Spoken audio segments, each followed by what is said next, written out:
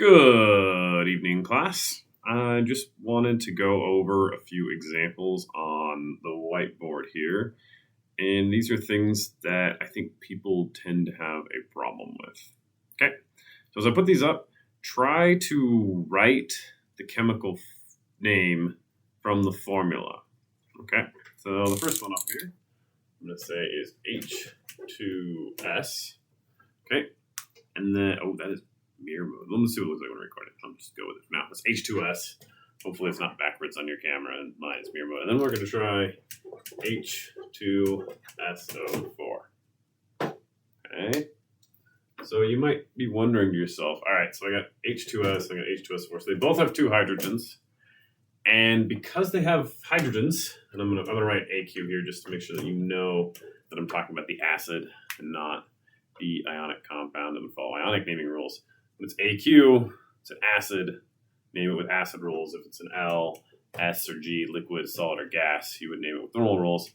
So pause, try to write the name of these, and then I'm going to go over these here. Okay, so this has oxygen, this one does not. When it has oxygen, you have to use the oxy rules. When it doesn't, you use binary acid naming rules. So no oxygen, you start with hydro. Okay, so this is the first one. It's going to be hydro, because it's H, and then the S, so sulfur, and then suffix ic, acid. All right, hydrosulfuric acid. The next one, because there's an oxygen, you don't say hydro, and you write sulfuric acid.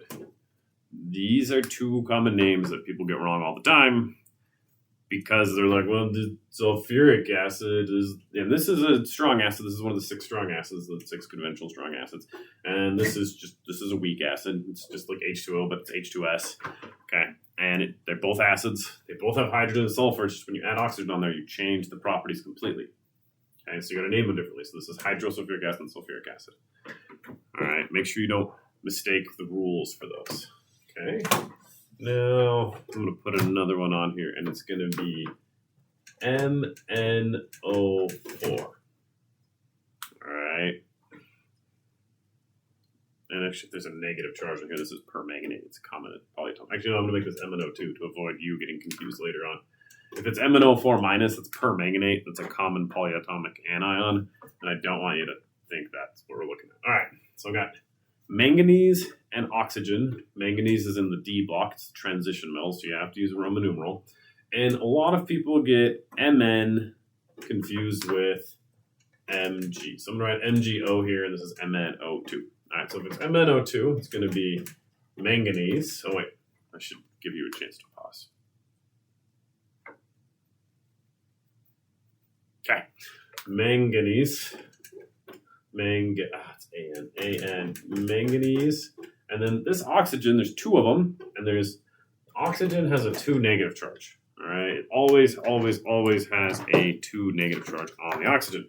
So if I have 2 of them times 2 negative charge equals 4 negatives, which means the manganese, to balance out the 2 oxygens, has to have a 4. So it's manganese 4 oxide. And the MgO is going to be magnesium oxide. Okay, people get manganese and magnesium confused a lot. One's Mn, one is Mg. Manganese is in the D block. Its charge changes. Magnesium is in the constituent elements. It's always +2. Okay, so you don't need the Roman numerals. All right, let's try something else now. So let's go with CO2, and then let's try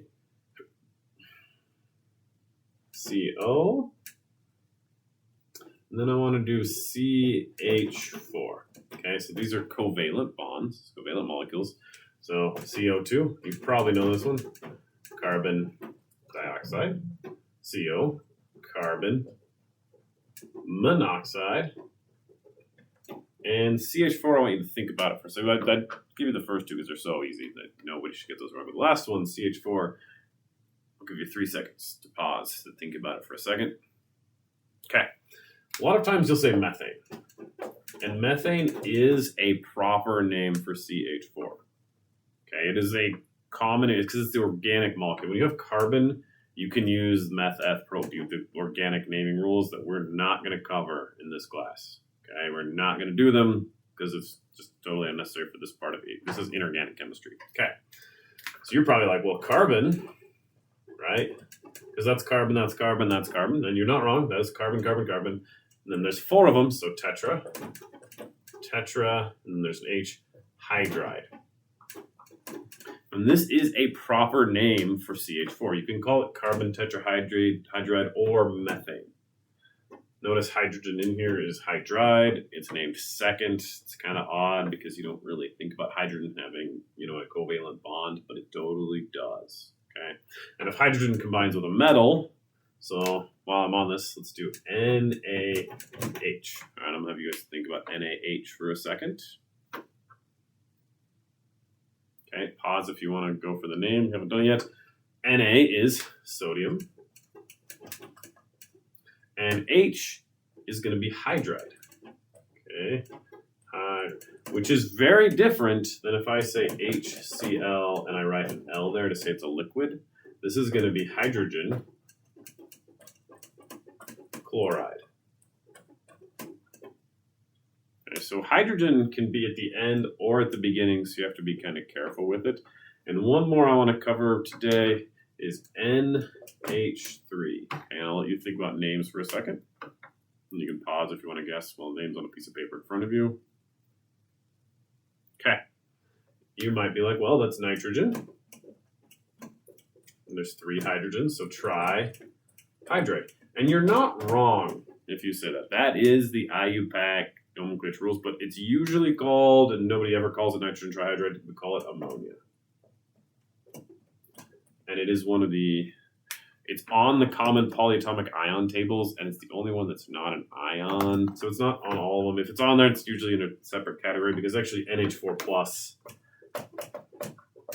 is the common polyatomic ion that's here, and that is ammonium. So just add an N there, ammonium. All right, so ammonia and ammonium. Okay, make it UM. All right. If you have any questions, send me an email. Good luck on the practice quiz this week, and have a good week, guys.